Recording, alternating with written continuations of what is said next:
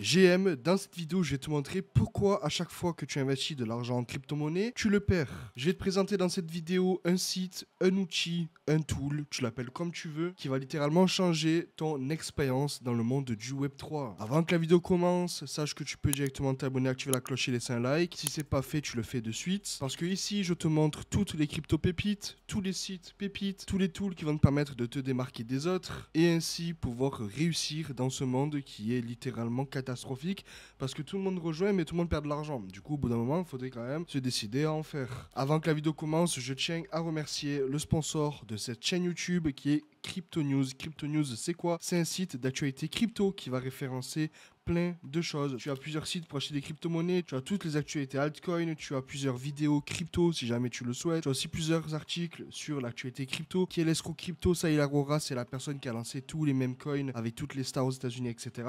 Bref, tu as pas mal d'articles crypto qui vont te permettre quand même d'apprendre pas mal de choses. Bref, si tu veux devenir incollable sur l'actualité crypto, tu as le site de Crypto News en description et en commentaire épinglé. Dans cette vidéo, je vais te présenter Defilama. Alors attention, je pèse mes mots, Defilama est très probablement un des meilleurs sites dans le monde de la crypto. Tu vas pouvoir voir en temps réel l'état de toutes les chains, tu vas pouvoir voir aussi toutes les TVL sur les bridges, les airdrops, les oracles, les forks, les protocoles, les comparaisons entre les chains, etc., les tokens. Tu as aussi les tokens selon leur catégorie, les narratifs. Donc si admettons, tu veux investir dans un token liquid stacking, du yield, les services, les RWA, je sais que ça vous intéresse. Tu as ici aussi l'évolution des langages en smart contract. Donc si par exemple il y a une nouvelle technologie qui arrive et que tu vois que celle-ci dépasse Solidity, tu sais qu'elle a un gros potentiel. Tu as aussi tous les protocoles pour voir les yields en temps réel. Bref, ce site-là est littéralement la caverne d'Alibaba parce que tu vas pouvoir trouver toutes les pépites dessus, toutes les crypto-monnaies qui ont un énorme potentiel, toutes les crypto-monnaies qui sont en train d'exploser, etc. Donc dans cette vidéo, je vais tout te présenter. N'oublie pas bien évidemment de t'abonner, d'activer la cloche et de laisser un like. Premièrement, tu as les chains. Les chains, comment ça se présente? Tu vas avoir toutes les blockchains avec le nombre de protocoles, le nombre d'adresses, le change. Tu as la TVL. La TVL, c'est la valeur qui est bloquée sur le protocole. Tu as les stables, tu as le volume en 24 heures et tu as les frais générés en 24 heures. Donc déjà là, ça va te permettre de voir quelle blockchain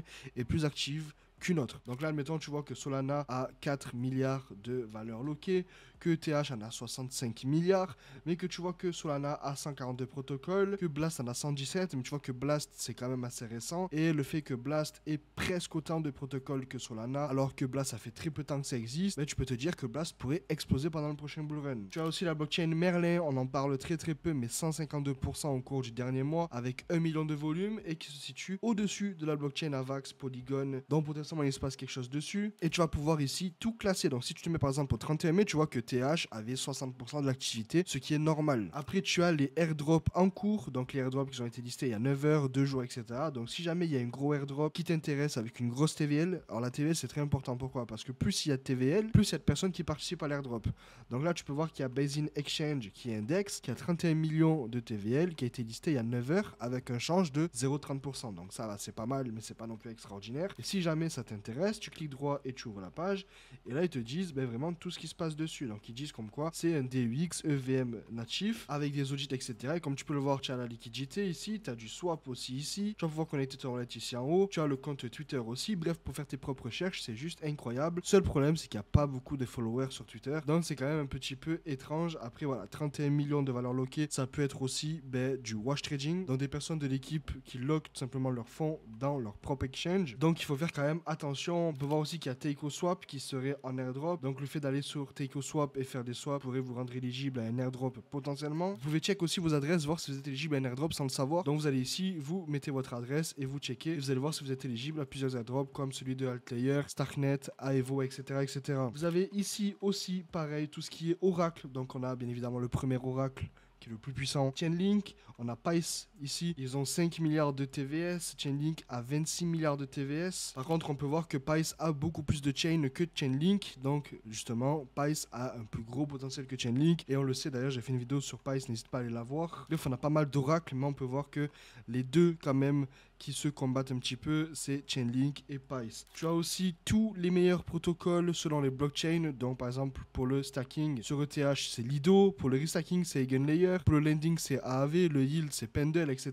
Donc si tu mets de l'argent dans un protocole, par exemple du stacking, et que tu sais pas vraiment dans lequel aller, si par exemple tu veux stacker du Solana, tu vas ici, top protocole, liquid stacking, et tu vois que le plus gros protocole en termes de liquid stacking de Solana, c'est Jito, Donc tu cliques ici, tu vois qu'il y a 1 milliard de locks et tu vas pouvoir directement aller sur le site ici si tu le souhaites et puis stacker tes Solana par la suite, etc. Sachant qu'il y en a payé quand même de 8%. Donc les personnes qui ont beaucoup de Solana, franchement, ils se régalent alors que je vous parle. Tu as aussi ici les yields selon les protocoles et les pools. Donc là, tu vois sur Lido, par exemple, le yield, il est à 3,15%. Sur Smart Credit, le DAI, il est à 16%. C'est quand même assez risqué. Tu vois aussi que le DAI sur MakerDAO, il est à 8% d'APY. Tu vois que le Wrapped BTC sur AAV, il est à 0,15%. Bref, ça va te permettre aussi de voir où stacker tes tokens, etc.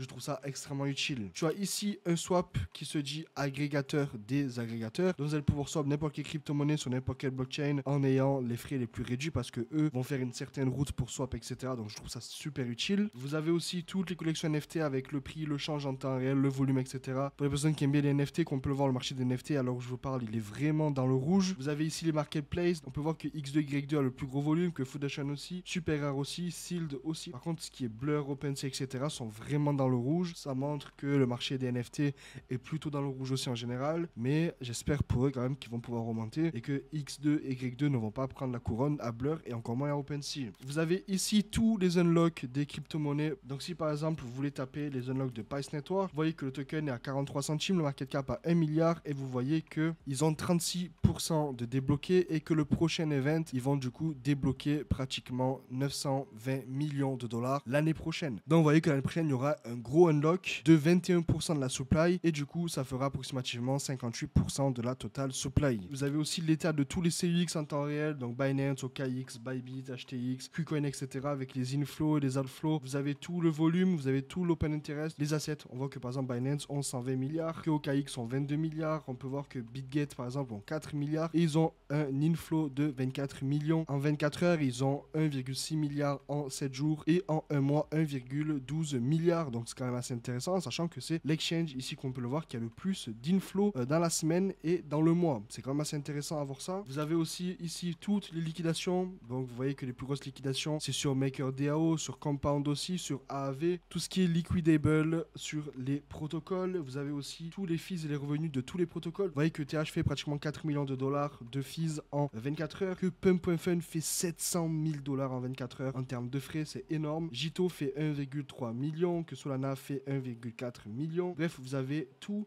les fees générés par tous les protocoles et c'est pas mal. Pourquoi? Parce que, admettons, vous avez un protocole qui va faire un airdrop et vous savez pas à combien l'airdrop va être estimé.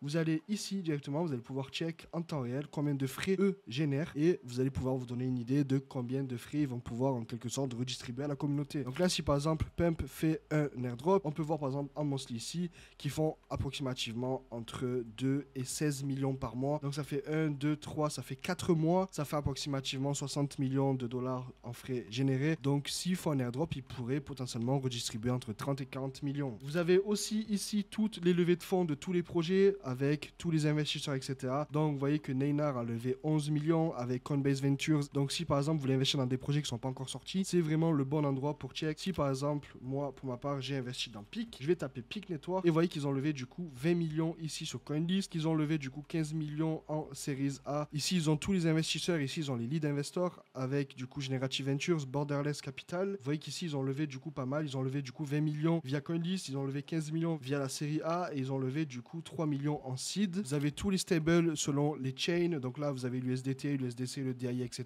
Vous pouvez check aussi en temps réel s'il y a un stable qui est sur le point de dépeg, donc si admettons vous avez un trop gros change ici, il faut absolument changer votre stable vers un autre. Vous avez aussi les hacks, donc là vous voyez qu'il y a par exemple eu un hack de Gala, il y a eu le hack de Pump.Fun avec la classification, donc infrastructure, la logique du protocole, l'écosystème, etc. Donc c'est quand même assez intéressant. Ici par exemple on voit que Gala ont eu un hack de logique de protocole via un mint infini et ils ont perdu 22 millions avec le lien ici qui redirige directement vers un article de qualité. Pareil pour Pump.Fun qui ont eu un hack de clé privée et qu'ils ont perdu du coup 2 millions. Pareil pour Fixfloat qui ont perdu 26 millions récemment. Donc si admettons vous avez un protocole où vous étiez dedans, eh ben vous allez pouvoir suivre le hack, etc. GYGX par exemple avec une attaque de manipulation de prix et du coup ça fait 9 millions de hackés. Bref, tout été suivi ici et je trouve ça vraiment génial. On voit alors où je vous parle qu'il y a près de 6 milliards de dollars qui ont été volés en DeFi et près de 3 milliards dans les bridges. Ça fait 8,2 milliards de dollars. En sachant qu'ils ont aussi ajouté les ETF crypto. Donc vous voyez qu'on a le IBIT ici qui est du coup l'ETF de BlackRock avec un inflow de 1,5 million de dollars. Vous avez ici le custodian, donc là par exemple c'est Coinbase avec les frais 0,25%. Bref, je trouve ça vraiment génial. Ce site est extrêmement utile. Tu vas pouvoir tout suivre, littéralement tout suivre et du coup